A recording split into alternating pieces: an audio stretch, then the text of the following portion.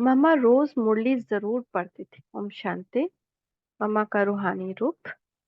अथवा टेप द्वारा सुनती थी, भले ही रात के 11 बजे हो, लेकिन हाँ, ये तो पढ़ लेते। मातेश्वरी गुणों की खान थी, गुप्त तपस्विनी थी। ब्रह्मा कुमारी दादी निर्मल शांता जी कहती है, मम्मा बहुत गंभीर और शांत थी। मम्मा मुरली भी चलाती थी तथा यज्ञ की सारी जिम्मेदारी भी निभाती थी। सब कार्य कराना संभालना उनको ही करना पड़ता था, फिर भी उनके चेहरे चलन और व्यवहार में कोई भी अंतर नहीं आता था।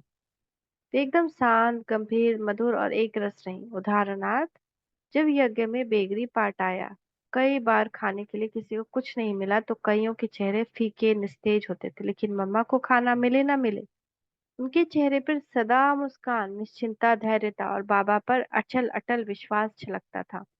यहाँ तक कि यज्ञ में किसी का शरीर भी छूट जाता था तो मम्मा के चेहरे पर कोई बदलाव नहीं दिखाई पड़ता था। जब मम्मा की लौकिक माँ का देहांत हुआ, उस समय भी मम्मा ऐसी रही जैसे लौकिक रीति से वे उनकी कुछ भी नहीं है, एकदम शांत स्थिर और एक रस। अभी कुछ भी हो जाए तो मम्मा हमें थोड़ा भी डांटे अथवा नाराज होवे, ऐसा कभी नहीं रहा।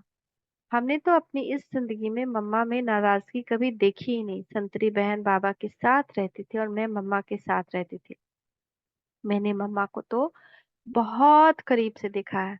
मम्मा एकदम रॉयल थी, वो कभी जोर से हंसती नहीं थी, सिर्फ मुस्कुराती थी। मम्मा में गुस्सा था ही नहीं। मम्मा कहती थी, काम क्रोध अहंकार नरक आदि नरक के द्वार है, इसीलिए तुम बच्चों को भी कभी गुस्सा नहीं करना है। अगर कोई गुस्सा करता था तो उस समय मम्मा हंसते हंसते बोलती थी, देखो, गुस्से को क्या कहते हैं, क्रोध कहते हैं ना। और क्रोध को भूत कहा जाता है। क्रोध आया माना अपने अंदर भूत प्रवेश हो गया, इसलिए कभी भूत नहीं बनना, अर्थात क्रोध नहीं करना। कुछ भी हो जाए लेकिन क्रोध नहीं करना। कोई आवाज से बोलता था तो मम्मा उसको प्यार से समझाती थी, देखो तुम आश्रम में रहते हो, ऊंची आवाज से नहीं बोलना चाहिए, बहुत धीमे से बोलना चाहिए, शांति से बोलना चाहिए, बहुत कम बोलना चाहिए, मीठा बोलना चाहिए। यदि किसी से कोई बड़ी गलती की हो तो उसको कहती थी, इधर आओ, ये ठीक हुआ। जो गलती करेगा भला वो कैसे कहेगा ये ठीक हुआ। तो मम्मा कहती थी, आगे के लिए ध्यान रखो, दोबारा ऐसी गलती नहीं होने देना। मम्मा कभी ये नहीं पूछती थी गलती क्यों हुई, जो हुआ सो हुआ, लेकिन उसको प्यार से सुधारने की युक्ति और शक्ति प्रदान करती थी। इस प्रकार प्यार से इशारे से उस व्यक्ति के हृदय का परिवर्तन कर देती थी। मुझे साक्षात्कार तो नहीं होता था, लेकिन मगर जब मैं मम्मा को देखती थी तो मुझे लगता था कि ये लक्ष्मी ही बनेगी, ये सत्यों की महारानी है। मैं सेवा नहीं करती थी, शहजादी जैसी रहती थी। मम्मा मुझे मुस्कुराते हुए कहती थी, जा बच्ची, उनको ज्ञान समझाओ। सेवा करोगे तो मेवा मिलेगा, जाओ उनको बाबा का ज्ञान सुनाओ। इस प्रकार मम्मा ने मुझे ज्ञान समझाना सिखाया, सेवा करना सिखाया। मम्मा ही यज्ञ माता क्यों बनी? मम्मा बहुत गुणवान थी, वो गुप्त तपस्विनी थी। देखने में साधारण लगती थी लेकिन वह गुणों की खान थी।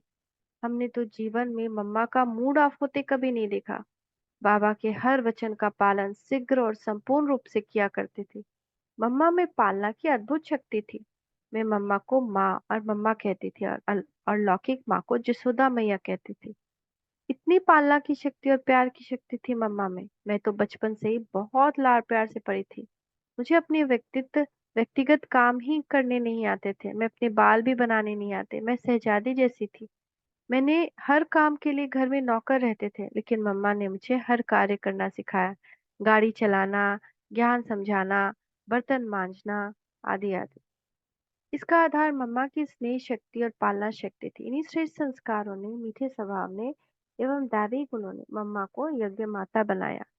हम मम्मा बाबा के तख्त नशीन कैसे बने? पहली बात है, कोई भी गलती नहीं करो, काम क्रोध आदि का अंश मात्र भी ना हो, देह अभिमान ना हो, निरंतर अशरीरी स्थिति में रहो, दिल से बाबा को याद करो और सेवा करो, तब मम्मा बाबा के तख्त नशीन बनेंगे। थैंक यू मम्मा, थैंक यू। हमको भी मम्मा जैसा बनना है। ओम शांति, ओम शांति, ओम शांति।